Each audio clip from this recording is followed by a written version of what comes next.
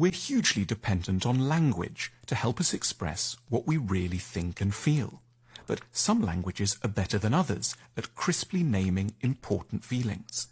Germans have been geniuses at inventing long, or what get called compound words, that elegantly put a finger on sensations that we all know, but that other languages require whole clumsy sentences or paragraphs to express. So here is a small selection of the best of Germany's extraordinary range of compound words. Erklärungsnot. Literally a distress at not having an explanation. The perfect way to define what a partner might feel when they're caught watching porn or are spotted in a restaurant with a hand they shouldn't be holding. More grandly, Erklärungsnot is something we feel when we realize we don't have any explanations for the big questions of life. It's a word that defines existential angst as much as shame. Futterneid. The feeling when you're eating with other people and realize that they've ordered something better off the menu that you'd be dying to eat yourself. Perhaps you were trying to be abstemious. Now you're just starving.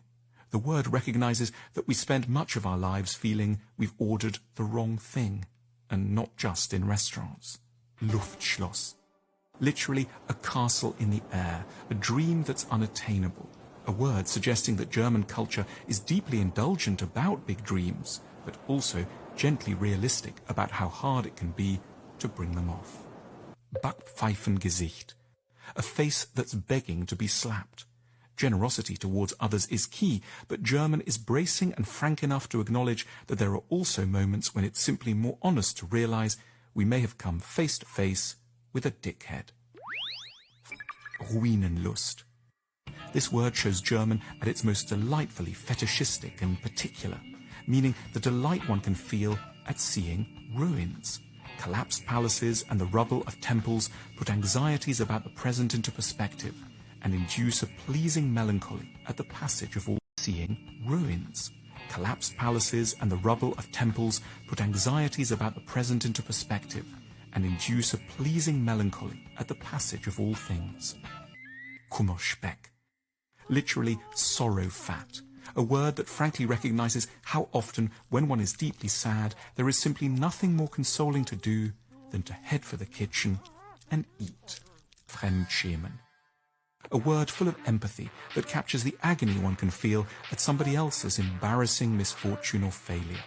A capacity to feel Fremdschämen is a high moral achievement and is at the root of kindness.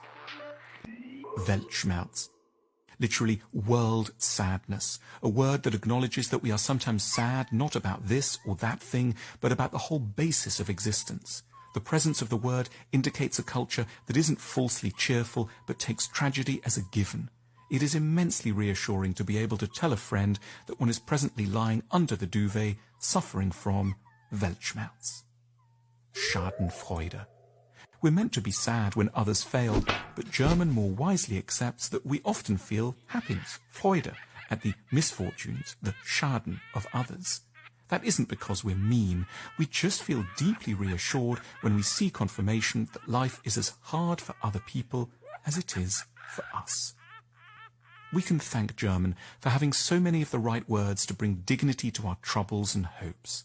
Learning languages ultimately has little to do with discovering the world per se.